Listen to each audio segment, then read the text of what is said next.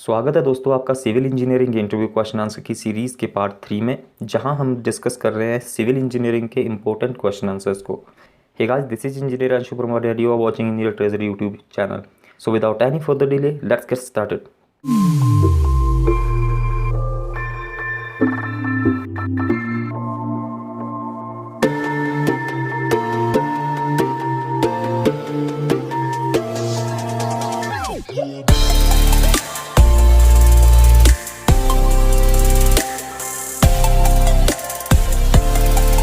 Question number 21, how to find out the weight of steel bar at site. अगर length हमारे पास metre में दी रखी हुई है तो हम फॉर्मूला यूज करेंगे d²/162.2 इंटू एल, और अगर लेंथ हमें दे रखी हुई है फीट में तो हम फॉर्मूला करेंगे use d²/533 into L. D यहाँ पे डाया ऑफ स्टील बार है और L length of steel bar. Number 22, what is the standard length of a steel bar. जो भी साइड पे स्टील बार आते हैं उसकी लेंथ 12 मीटर की रहती है, और बात करें अगर फुट में तो 40 फीट की लंबाई उसकी रहती है। डाया उसका जितना भी हमें रिक्वायर्ड रहता है उस अकॉर्डिंग डिफरेंट रहता है। Question number 23, how to test cement on site. Cement को विदाउट लैब साइट पे टेस्ट करने के कुछ एक तरीके हैं। सबसे पहले उसकी मैन्युफैक्चरिंग डेट को देख करके हम उसको टेस्ट कर सकते हैं। मैन्युफैक्चरिंग डेट से हमारा मतलब है कि वो 3 महीने से पुराना नहीं होना चाहिए। जनरली जो हमें यूज करना चाहिए सीमेंट, उसकी मैन्युफैक्चरिंग डेट उसके 1 हफ्ते तक की होनी चाहिए। नेक्स्ट है उसका कलर टेस्ट। उसको हम आंखों से देख के उसके कलर के द्वारा उसको पहचान सकते हैं, वो ग्रेइश कलर का होना चाहिए। नेक्स्ट उसको उसके टेम्परेचर को चेक करके हम जान सकते हैं। टेम्परेचर चेक करने के लिए सिंपल हमें सीमेंट के बैग के अंदर अपना हाथ डालना होता है, जिससे कि हमें वो कोल्ड महसूस होना चाहिए। नेक्स्ट है फ्लो टेस्ट। थोड़े सीमेंट की क्वांटिटी को लेकर के हम पानी के अंदर डालेंगे और वो सीमेंट पानी के ऊपर फ्लोट करना चाहिए, और थोड़ी देर के बाद पानी में सिंक हो जाना चाहिए। नेक्स्ट है रब टेस्ट। सीमेंट लेंगे हम और उसको फिंगर के बीच में रब करेंगे, इससे सीमेंट में कोई लम्प्स वगैरह ना हो, इस चीज़ का पता चलता है। Number 24, define one way and two way slab. One way slab when the ratio of longer span to shorter span is equal और ग्रेटर देन 2। जब भी किसी स्लैब की longer span to shorter span की रेशियो जो है वो equal या फिर ग्रेटर देन 2 रहेगी, तो ऐसी स्लैब को हम वन वे स्लैब कहते हैं। इसके अलावा लो ट्रांसफ़र के द्वारा भी हम स्लैब को कैटेगराइज कर सकते हैं, लेकिन इसको हम किसी अलग वीडियो में देखेंगे। अभी हमें इसकी लेंथ के अकॉर्डिंग रेशियो के हिसाब से इसको याद रखना है।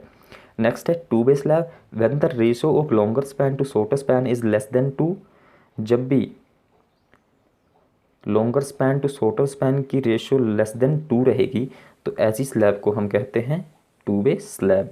Next question, what is minimum lapping provide in steel bar.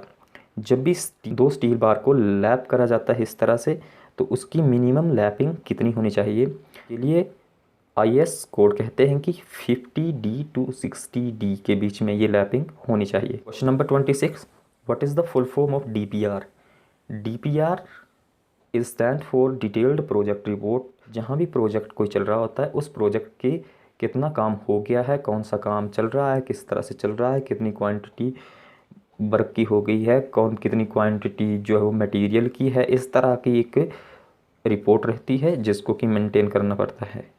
Next question, what is the value of angle and hook provided in steel bar. जब भी किसी स्टील बार का स्टिरप्स बनाए जाते हैं तो उसके बीच का एंगल, इसका जो एंगल है ये रहता है 135 डिग्री का, एंड जो हुक की लेंथ है इसकी, ये जो लेंथ रहती है ये होती है 10D की। Question number 28, how to find quantity of brick for a wall. किसी भी एक वॉल में कितनी ब्रिक्स आएंगी, इसकी क्वांटिटी को फाइंड आउट करने के लिए फॉर्मूला है volume of wall divide by volume of one brick with mortar. Volume of wall हम वॉल की डायमेंशन से निकाल लेंगे और वॉल्यूम ऑफ ब्रिक हम निकाल लेंगे ब्रिक के डायमेंशन से, जो कि रहता है 20 × 10 × 10। Number 29, why be provide pedestal in footing. जब भी कोई फुटिंग होती है तो उसमें हम इस तरह का पेडेस्टल क्यों यूज करते हैं, इसके पीछे का रीज़न है जो भी शेयर पंचिंग होती है उसको अवॉइड करने के लिए, और जो लोड यहाँ से आ रहा होगा कॉलम से उसको यूनिफॉर्मली फुटिंग के अंदर ट्रांसफ़र करने के लिए। Question number 30, what are the different types of steel used in construction. Construction में जनरली 2 टाइप्स के स्टील यूज होते हैं यहाँ पे। पहला है माइल्ड स्टील और दूसरा HYST high yield strength deform bars. जो माइल्ड स्टील है ये प्लेन बार्स रहती हैं जनरली। कैरेक्टरिस्टिक स्ट्रेंथ है 250 न्यूटन पर mm स्क्वायर की। और सबसे जो ज़्यादा यूज होते हैं कंस्ट्रक्शन साइट पे वो होते हैं HYST स्टील बार। इसमें 2 तरह के स्टील्स रहते हैं, FE 415 और FE 500। अब स्टील का किस तरह से हम पता लगा सकते हैं कि एक कौन सा या फिर किस स्ट्रेंथ का स्टील है, इसके लिए हर एक स्टील बार्स पर इस तरह से उसकी कंपनी का नाम और स्टील के कुछ एक स्पेसिफिकेशन जहाँ पे कि स्टील की करेक्टरिस्टिक स्ट्रेंथ दे रखी होती है। जैसे कि यहाँ पे 500 दिख रहा है, इसका मतलब ये स्टील हमारे पास है FE 500। वीडियो अंत तक देखने के लिए धन्यवाद। मिलते हैं अगली वीडियो में। जय हिंद, जय भारत।